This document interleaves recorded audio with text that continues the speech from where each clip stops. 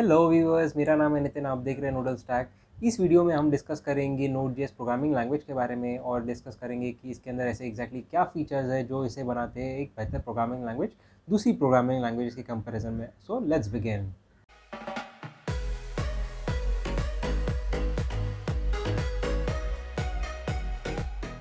तो अगर हम देखें पिछले 25 साल की हिस्ट्री, तो एक फ्रंट एंड डेवलपर को HTML, CSS, जावास्क्रिप्ट और जावास्क्रिप्ट के फ्रेमवर्क्स का नॉलेज होना ज़रूरी था।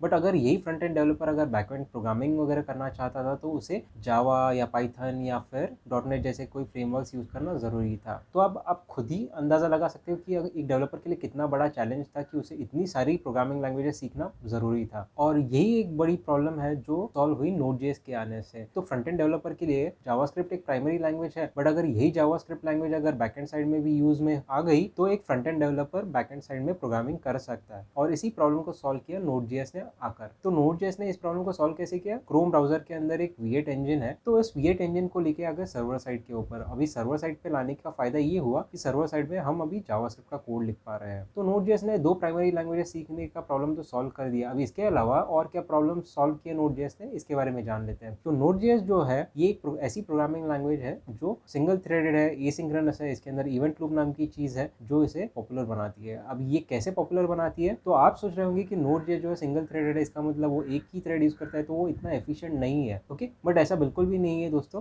तो सिंगल थ्रेडेड होने के साथ साथ नोड.जेएस जो है एसिंक्रोनस प्रोग्रामिंग भी सपोर्ट करता है। अभी एसिंक्रोनस प्रोग्रामिंग क्या है? तो दो तरह की प्रोग्रामिंग होती है जनरली, एक होती है सिंक्रोनस प्रोग्रामिंग और एक होती है एसिंक्रोनस प्रोग्रामिंग। अभी सिंक्रोनस प्रोग्रामिंग वो प्रोग्रामिंग होती है जिसके अंदर आपका जो कोड है वो लाइन बाय लाइन एग्जीक्यूट होता है और अगली लाइन का कोड तब तक एग्जीक्यूट नहीं होता है जब तक कि पिछली लाइन का कोड एग्जीक्यूट ना हुआ हो। अभी एसिंक्रोनस प्रोग्रामिंग के अंदर क्या होता है? तो ऐसे कुछ ऑपरेशन होते हैं जैसे कि डेटाबेस से डेटा लाना या फिर किसी एक कैशिंग सिस्टम के अंदर डेटा डालना या फिर टाइमर के रिलेटेड ऑपरेशन जैसे सेट टाइम आउट हो गया, सेट इंटरवल हो गया। तो ये कुछ ऐसे ऑपरेशंस है जो एक अनडिफाइंड अमाउंट ऑफ टाइम लेते हैं। तो अगर इनके लिए अगर हमने अपना कोड एग्जीक्यूशन जो है अगर वो ब्लॉक कर दिया मेन थ्रेड के ऊपर, तो इससे होगा क्या कि हमारा एप्लीकेशन जो है वो काफ़ी स्लो परफॉर्म करेगा। अभी नोड.जेएस जो है सिंगल थ्रेडेड है और एसिंक्रोनस है, तो इससे हमारी प्रॉब्लम्स किस तरह से सॉल्व होती है इसे जान लेते हैं एक एग्जाम्पल के। तो अब हम देखते हैं कि एक प्रोग्रामिंग लैंग्वेज अगर सिंगल थ्रेडेड हो और साथ ही साथ सिंक्रोनस हो तो चीज़ें कैसे काम करती है। तो इसी को समझने के लिए हम लेते हैं एक प्रैक्टिकल एग्जाम्पल। तो मान लीजिए कि आप एक होटल में जाते हो और वहाँ कुछ ऐसा एक नज़ारा देखते हो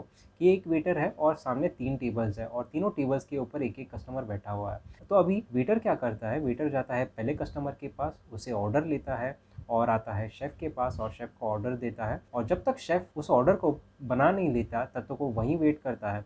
और जैसे ही पहले कस्टमर का खाना बना देता है शेफ़, वेटर क्या करता है? इस खाने को लेकर के जाता है फर्स्ट कस्टमर के पास और फर्स्ट कस्टमर को सर्व कर देता है। अब जैसे ही वेटर फर्स्ट कस्टमर को अपना खाना सर्व कर देता है तो जो वेटर है वो जाता है सेकंड कस्टमर के पास, सेकंड कस्टमर से ऑर्डर लेता है और इस ऑर्डर को लेकर के शेफ़ के पास आता है। अब शेफ़ जब तक ये सेकंड कस्टमर का खाना नहीं बना लेता तब तक ये वेटर वहीं वेट करता है और जैसे ही सेकंड कस्टमर का खाना बन जाए ये वेटर खाने को लेकर के सेकंड कस्टमर को सर्व कर देता है और फिर जाता है थर्ड कस्टमर के पास। तो चीज़ें कुछ इस तरह से काम करती है जब एक प्रोग्रामिंग लैंग्वेज सिंगल थ्रेडेड और सिंक्रोनस हो।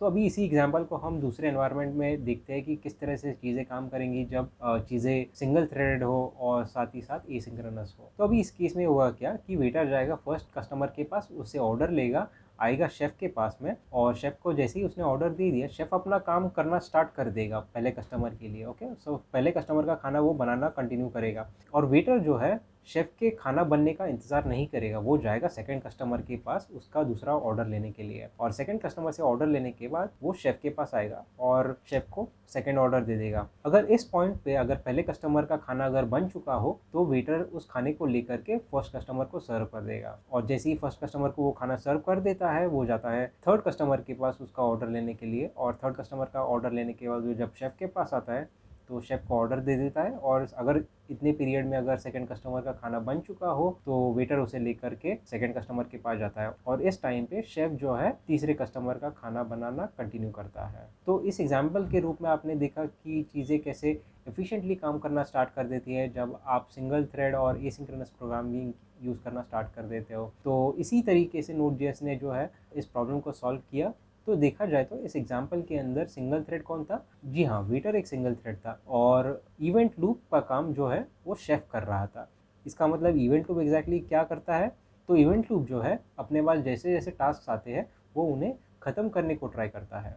तो यही 3 कॉन्सेप्ट्स हैं सिंगल थ्रेडेड, एसिंक्रोनस और इवेंट लूप के, जो नोड.जेएस को पॉपुलर बनाते हैं। तो इसके अलावा और क्या एडवांटेजेस है नोड.जेएस के कारण? तो अभी फ्रंट एंड के जावास्क्रिप्ट में जो फंक्शंस लिखे जाते हैं वो सेम फंक्शंस हम बैकएंड पे भी कॉपी पेस्ट करके यूज़ कर सकते हैं। ये एक बहुत बड़ा फ़ायदा हो जाता है कोड शेयरिंग का, और कोड काफ़ी ईजी टू मेंटेन रहता है, क्योंकि एक डेवलपर को एक लैंग्वेज सीखनी होती है तो इसका मतलब कि डेवलपर जो है वो उस लैंग्वेज को काफ़ी डेप्थ में सीख सकता है और अपने कोड बेसिस को एक ही लैंग्वेज होने के कारण काफ़ी अच्छे से मेंटेन भी कर सकता है। तो यही कुछ फैक्ट्स थे दोस्तों, जिसके कारण नोड.जेएस जो है एक काफ़ी पॉपुलर प्रोग्रामिंग लैंग्वेज बन गया है। एंड आई होप कि आपको ये वीडियो काफ़ी इन्फॉर्मेटिव रहा हो, और अगर आपको ये वीडियो अच्छा लगा हो तो लाइक बटन ज़रूर दबाइएगा, और अगर आपने इस चैनल को अभी तक सब्सक्राइब नहीं किया हो तो सब्सक्राइब बटन को ज़रूर दबाइएगा।